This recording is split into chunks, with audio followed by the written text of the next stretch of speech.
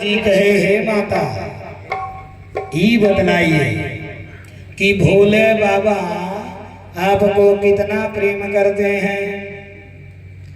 मैया पार्वती ने कहा बहुत ज्यादा, प्राणों से भी ज्यादा।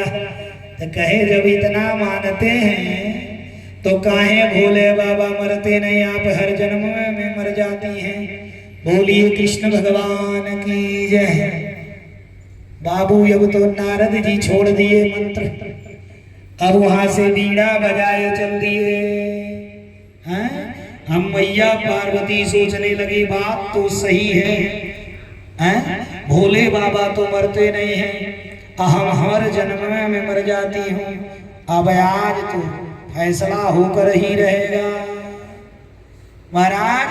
अब मैया पार्वती मुंह फुला करके बैठ गई। अब भोले बाबा कहीं से घूमते घामते अपना भ्रमण करके आ गए। आज जब आ रहे हैं तो देख रहे हैं क्या कि पार्वती मैया मुंह बना करके उधर। इनके मनवा में संदेह हुआ कि लग रहा है कि नारद यहाँ आए हुए थे क्या है। अब इसके बाद भोले बाबा ने कहा देवी अरे क्या हुआ बताओ। पार्वती मैया ने कहा मुझे आपसे बात नहीं करनी, क्योंकि आप बहुत बड़े झूठे हैं। आप कहते हैं मुझे प्राणों से ज्यादा मानते हैं, तो ये बतलाइए कि हर जन्म में हम ही काहे मरती हूँ और आप नहीं मरते हैं। भोले बाबा कहे एकदम पक्का हो गया, ये नारद की कहानी है। अब महाराज जिद पकड़ ली, पार्वती मैया की बताना पड़ेगा इसका क्या रहस्य है। महाराज चार को हठ, चार प्रकार का हठ नो बड़ा कठिन होता है। एक नंबर पर बाल हठ। बाल हट, अगर बच्चा कोई जिद कर लिया तो उसको लेकर के ही छोड़ता है। अगर नहीं मिलता है तो बच्चा पक्का नहीं मानेगा। अगर जिद कर लिया ये चाहिए तो चाहिए। और 2 नंबर पर राजा हट। जिस क्षेत्र का राजा, जिस क्षेत्र का राजा, अगर जिस राज्य का राजा हो और किसी व्यक्ति से नाराज हो जाए हैं? तो अगर वो चाह लेगा तो राज भर में ये महल उठवा के वहां बनवा देगा।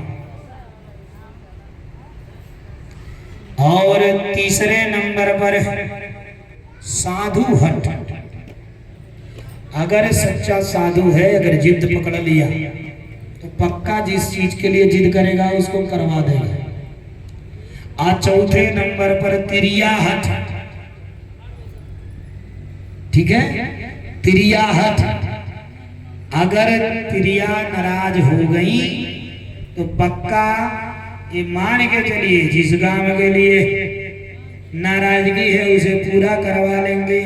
प्रमाण है, शास्त्र प्रमाण है, शास्त्रों में प्रमाण है। देखिए तो कितना खुश हो रही है। बोलिए कृष्ण भगवान की जय। यो भागवत करवाने के लिए जिद पड़ी थी कि भागवत करवाएंगे, आखिर करवा के छोड़िए डॉक्टर साहब से। बोलिए कृष्ण भगवान की जय। तो महाराज अब पार्वती मैया ने जिद बना लिया। आज पार्वती मैया ने जिद बना लिया। अब भोले बाबा कहे ठीक है, यदि नहीं मानती हो देवी तो फिर चलो। एकांत में ले गए और एकांत में ले जा करके भोले बाबा पार्वती मैया को अपने पीछे बैठा दिए और अपने सामने एक टीला को देखते हुए, टीला पत्थर के टीला को देखते हुए इस कथा को आरंभ किए, जिस कथा के सुनने के बाद मनुष्य अमर हो जाता, जिसे अमर कथा कहा गया। बोलिए कृष्ण भगवान की जय। अब टीला को देख करके कथा आरंभ किए और कहे देवी कथा के बीच बीच में हुंकारी भरते रहना। जब हुंकारी भरोगी तो मुझे पता चलेगा कि हाँ तू कथा सुन रही है, तो मैं तो आगे देखता रहूंगा, पीछे तो देखूंगा नहीं। तो तू हुंकारी भरोगी तो मैं जानूंगा, तो मैं कथा कहता रहूंगा। महाराज भोले बाबा कथा आरंभ किए, और जब कथा आरंभ किए तो मैया पार्वती हुंकारी भरने लगी। आज संजोग से महाराज है उतना दवाई का काम करेगा, उतना तगड़ा नशे की दवा नहीं काम करेगी जितना तगड़ा कथा सुनने में नींद आती है। बोलिए कृष्ण भगवान की जय।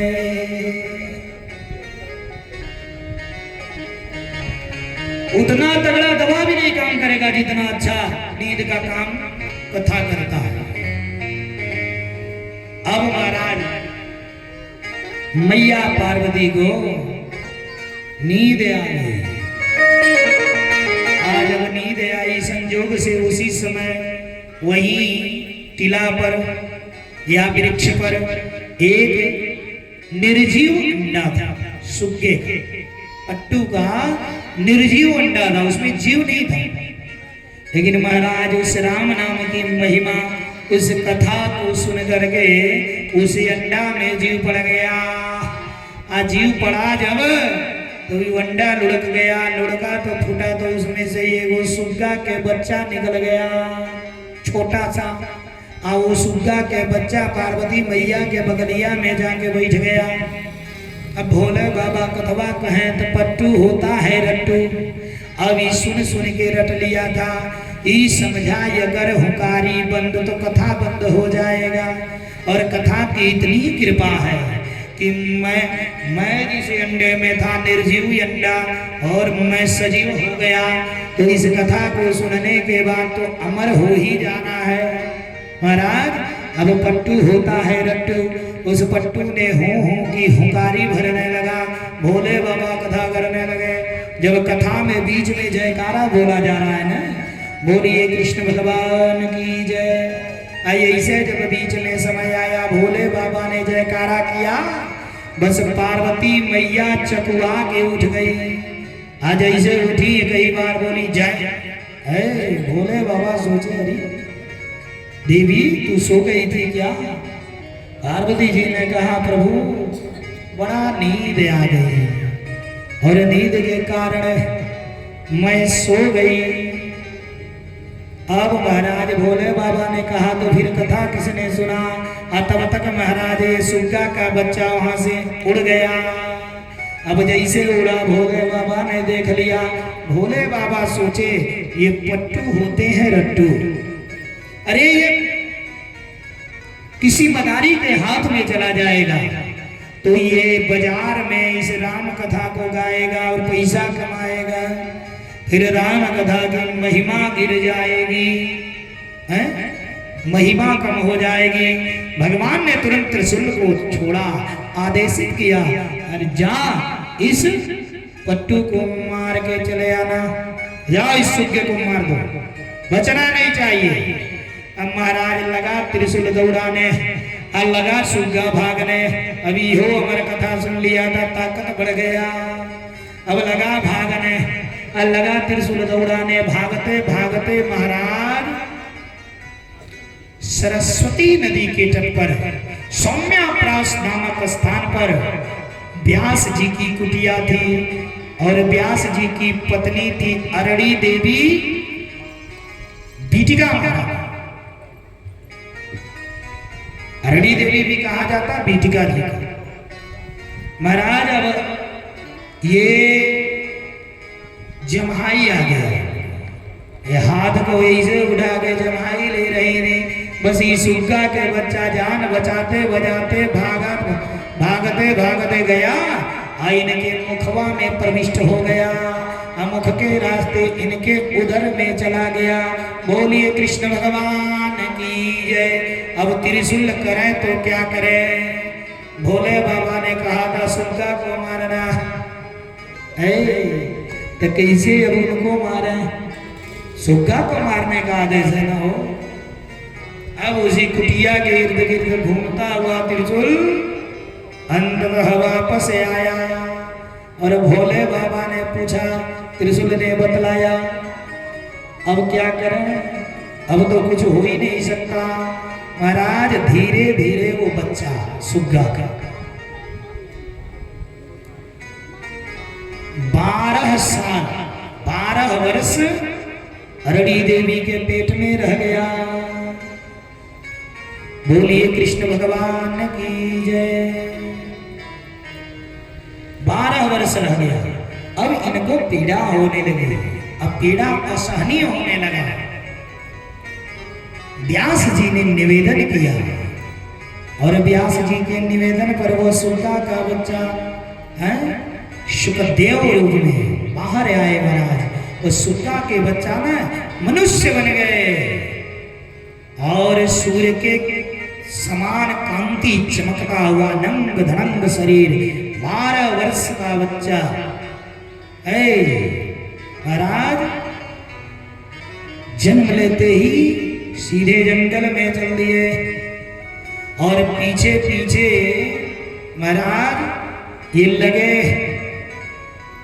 हाय पुत्र हाय पुत्र हाय पुत्र है। मुड़ के ताक भी नहीं रहे पलट कर और भागे जा रहे हैं जंगल की तरफ। पीछे पीछे व्यास जी दौड़ा रहे हैं भाई बाप और ये पलट करके जवाब भी नहीं दिए। वृक्षों ने व्यास जी को पलट करके वृक्ष ने जवाब दिया, व्यास जी कौन किसका बेटा है जिसके पीछे दौड़ रहे हैं? किसी का कोई बेटा नहीं, पता नहीं किसका कौन बेटा है। आज के जन्म में आप जान रही है आपका बेटा, इसके पहले किसी और का बेटा है। जिस पुत्र मोह में दौड़ रहे हैं वो आपका पुत्र नहीं, वो पर ब्रह्म है। वृक्षों ने पलट करके जवाब दिया। महाराज जब सुखदेव जी जा रहे थे तो एक सरोवर में कुछ स्त्रियां कुछ युवतियां निर्वस्त्र स्नान कर रही थी। सुखदेव जी जा रहे हैं, उन स्त्रियों को कोई फर्क नहीं पड़ा, किसी प्रकार की लज्जा नहीं आई और जैसे व्यास जी गए सभी उसी जल में छिप गए।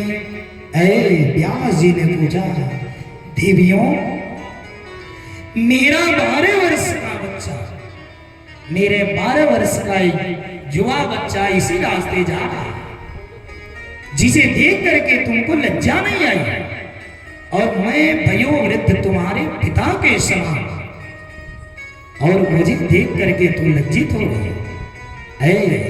उन स्त्रियों ने जवाब दिया, व्यास जी अरे आपका पुत्र ना स्त्री पुरुष का भेद नहीं जानता, वो परमात्मा है, परमात्मा का स्वरूप है, पर ब्रह्म है, उसे स्त्री पुरुष का भेद नहीं पता है।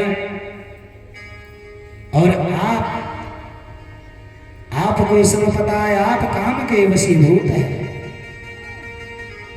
आपके ऊपर काम का प्रभाव है, लेकिन आपके बेटे के ऊपर काम का कोई प्रभाव नहीं है। बोलिए कृष्ण भगवान की। व्यास जी को ज्ञान हो गया महाराज वहीं उन स्त्रियों से, तुरंत व्यास जी वहीं से पलट गए, वापस चले गए। और वापस आने के बाद महाराज व्यास जी ने 4 वेद 6 शास्त्र और 17 पुराण लिख डाले थे, लेकिन इनके मन में शांति नहीं हुई। इतना पुराणों को लिखने के बाद भी इन्हें मन को शांति नहीं। यदि कोई व्यक्ति कितना भी कार्य कर ले, कितना भी बड़ा काम कर ले और उसके मन में संतुष्टि न हो कि मैंने ये काम किया अच्छा हो गया, तो महाराज फिर सब बेकार है। उसी प्रकार से व्यास जी ने सारे पुराणों का रचना कर दिया, लेकिन संतुष्टि नहीं मिला, मुख मलिन कर गए, बैठे थे। और जब बैठे थे तब तक आ गए दूर संचार प्रभार मंत्री श्री नारद जी महाराज। बोलिए नारद भगवान की। नारद जी आ पहुंचे श्रीमन नारायण नारद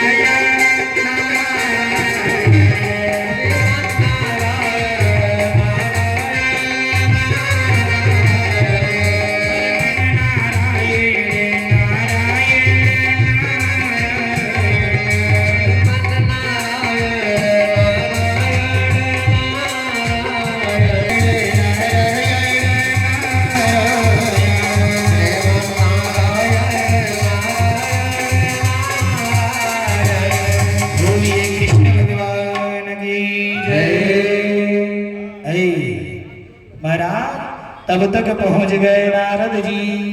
और नारद जी पहुंचने के बाद नारद जी ने कहा व्यास जी, अरे आपका मुख इस तरह से मलिन क्यों है, उदासी क्यों है, इसका कारण बतलाइए। महाराज व्यास जी ने नारद जी से कहा नारद जी, मैंने इतने पुराणों का रचना कर डाला लेकिन मेरे मन में संतुष्टि नहीं मिल रही है, मेरे मन को शांति नहीं मिल रही है। नारद जी ने कहा, नारद जी ने उपदेश समझाया, देवर्षि व्यास जी, आप जो है भगवान के लीला का वर्णन लिख डालिए हो। भगवान श्री कृष्ण की वांग में प्रतिमूर्ति भगवान की कथा लिखिए जिससे आपको संतुष्टि मिलेगी। उसके बाद नारद जी ने व्यास जी को अपने पूर्व जन्म की कहानी बतलाई। पूर्व जन्म की कहानी नारद जी ने व्यास जी को बतलाया। कहा महाराज, मैं पूर्व जन्म में मेरी माँ मेरे पिता, मेरे बचपन में ही मेरे पिता मर गए थे और मेरी माँ एक दासी थी। मेरी माँ एक दासी थी और वह कुछ ऋषियों की मुझे लेकर के, मैं छोटा था, मेरा 5 साल का उम्र था, मेरी माँ लेकर के मुझे भटक रही थी और ऐसे समय में मेरी माँ ने एक ऋषि की कुटिया में, और वहां मेरी माँ चौका बर्तन करती थी ऋषि की, और ऋषियों का जो जूठन बचता था लास्ट में मैं वही खाता था और खा करके ऋषियों के सत्संग में मैं रहता था और ऋषियों का 3 टाइम त्रिकाल समय में ऋषियों का भक्ति में भजन सुनता था, ऋषियों का कथा सुनता था उनके द्वारा, और उनके चित्त में मेरा चित्त लगने लगा। और महाराज, मेरी माँ मुझे इतना मांगती थी, मुझे कब क्या चाहिए, किस चीज की आवश्यकता है, मेरी माँ वो सारी वस्तु मेरे लिए ला करके देती थी हो, मेरा इतना ख्याल रखती थी। मेरी माँ अज्ञान शून्य एक दासी थी, उसको ज्ञान नहीं था महाराज, लेकिन बहुत मानती थी मुझे। एक दिन संजोग से उस कुटिया पर कुछ ऋषियों का जत्था बद्रिकाश्रम से आया। कुछ ऋषि लोग वहां और आ गए और उन ऋषियों के संग में रहने लगा, उनका सेवा करने लगा। और सेवा करते करते मेरा चित्त उन ऋषियों के चित्त में लग गया। और मेरा जब वो ऋषि जाने लगे तो मैंने कहा मुझे भी अपने साथ ले चलिएगा। और जैसे अभी कल ऋषि जाने वाले थे, आज ही मेरी माँ को पता चल गया कि ऋषि लोग के साथ मेरा बेटा भी चला जाएगा। तो मेरी माँ जाकर के ऋषियों के पास हाथ जोड़ करके रोने लगी, कही हे ऋषिवर, इस बालक के सिवा मेरा कोई दूसरा नहीं है, इसी के सहारे मैं जीती, मेरे आगे पीछे मेरा देखभाल करने वाला कोई नहीं है। और ऐसे समय में मेरे पुत्र को ना ले जाइए, मैं अकेली हो जाऊंगी। महाराज, ऋषियों ने विचार किया, सोचा बात तो सही है, इस नारी के आगे पीछे कोई नहीं है, केवल इसका बेटा है। और ये भी मेरे साथ अगर चला जाएगा तो फिर इसका होगा क्या। ऋषियों ने नारद जी को अपने साथ नहीं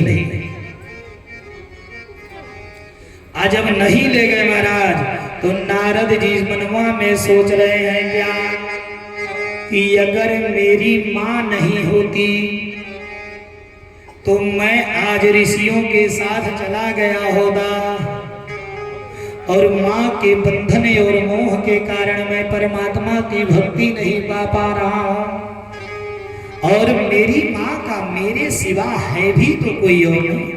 दो बातें सोच रहे हैं।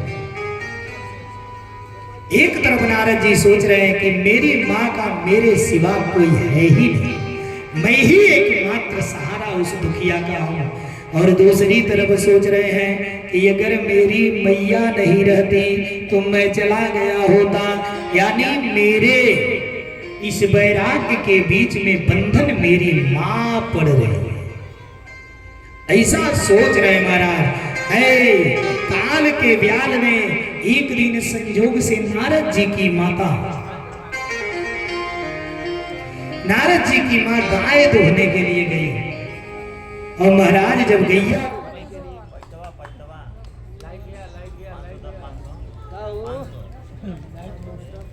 लाइन नहीं रोक पाओ।